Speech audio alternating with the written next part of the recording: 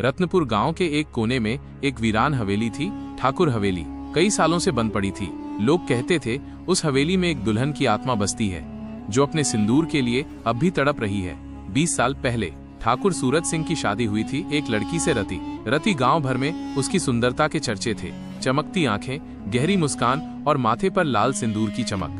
लेकिन रति का सौंदर्य उसके लिए श्राप बन गया। सास को शक हो गया कि रति की सुंदरता उसके बेटे को अपनी मां से दूर कर देगी। रति को पहली रात ही हवेली के पुराने तहखाने में बंद कर दिया गया। भूख, प्यास और अंधेरे में रति ने दम तोड़ दिया। मरते वक्त उसने कसम खाई, जिसने मेरा सिंदूर छीना मैं उसका सब कुछ छीन लूंगी। उस दिन के बाद से हर नई दुल्हन जो उस हवेली के पास से गुजरती थी गायब हो जाती थी। कभी उसकी चूड़ियां मिलती, कभी सिंदूर बिखरा मिलता, पर दुल्हन का कोई नामो निशान नहीं। 20 साल बाद शहर से एक नई जोड़ी गांव आई, अंशिका और उसके पति राहुल।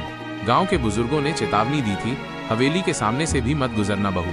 लेकिन किस्मत को कुछ और मंजूर था। एक रात बिजली चली गई। अंशिका गलती से हवेली के रास्ते चली गई। हवा ठंडी पड़ने लगी, चूड़ियों की खनक गूंजने लगी। हवेली के दरवाजे अपने आप खुल गए और सामने खड़ी थी एक दुल्हन, लाल जोड़े में लिपटी हुई, सिर झुका हुआ। अंशिका ने डरते हुए पूछा, ये कौन हो तुम? धीरे धीरे दुल्हन ने सिर उठाया। चेहरा काला पड़ा हुआ, आंखों से खून बह रहा था और होठों पर एक भयानक मुस्कान थी। उसने धीरे से फुसफुसाया, मेरा सिंदूर लौटाओ। अंशिका चीखते हुए भागी, लेकिन उसके पांव जैसे जमीन में धंस गए। चारों ओर लाल धुंध छा गई। आखिरी बार लोगों ने अंशिका को लाल साड़ी में हवेली की बालकनी पर खड़े देखा, माथे पर चमकता सिंदूर और आंखों में मौत। कहते हैं सुहाग का रंग कभी फीका नहीं पड़ता, चाहे उसे पाने के लिए किसी की जान ही क्यों न लेनी पड़े। अगर कभी आप भी हवेली के सामने किसी दुल्हन को देखो तो बिना पीछे देखे भाग जाना, क्योंकि वो सिर्फ सिंदूर नहीं, आपकी जान मांग रही होगी।